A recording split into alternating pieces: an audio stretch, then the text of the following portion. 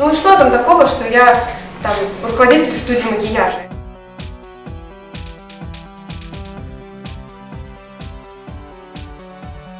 Я научилась себя красить и поняла, что этим можно зарабатывать. Это был, наверное, второй курс. Чего это был? Да, второй или первый. Не первый, конечно, второй. Да. Приехала из Брянской области, переехала в Орёловщице. Это была очень весомая вещь. От нее все пошло. Потом, наверное, то, что я встретилась с мужем. Ну, собственно, все с семьей, все личное. Потому что профессия и какие-то успехи в творчестве, они тоже, у меня очень связаны с семьей, наверное.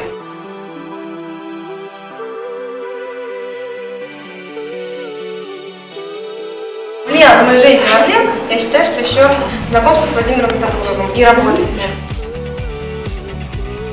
Могу зубы не почистить, но макияж надо сделать. Я себе не представляю каким-нибудь офисным работником, который каждый день встает в 8, какого 8, не надо в 7 вставать, в 7 утра идет на работу, потом вечером возвращается домой, вот это я не представляю вообще. Сошью что-нибудь кому-нибудь, кого-нибудь накрашу, прическу сделаю, но ни в коем случае в офисе я работать не буду.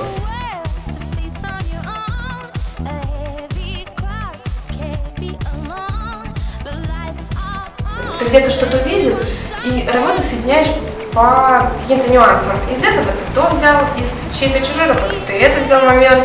Это очень плохо, на самом деле. Я не могу пока, я учусь, стараюсь, но пока не до конца получается брать вдохновение из каких-то природных явлений. Так как я развиваюсь в нескольких сферах, я могу выделить для себя сейчас сферу визажа, да, и сферу имиджмейкерства, то есть имидж-дизайна, то в визаже мне сейчас очень нравится, я прям вдохновляюсь работами Даши Холодной. Какой кошмар этот салонный макияж. И сложно действительно что-то взять и придумать. Это не просто так взять и рисовать человеку зеленые брови или посыпать его мукой. Вот мне больше нравится сейчас в визаже именно вот такие моменты, такие работы. Спонтанные, необычные, не вырезанный салонный макияж. У нас в Москве этого не встретишь, не услышишь, а мне хочется быть там, в той сфере. Мне тоже хочется летать с клиентами в Милан, в Париж. До этого дорасти надо.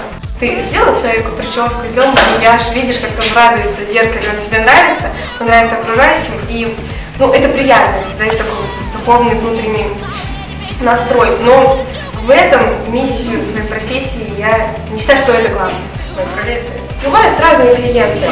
Я не знаю, что мне что-то не нравится.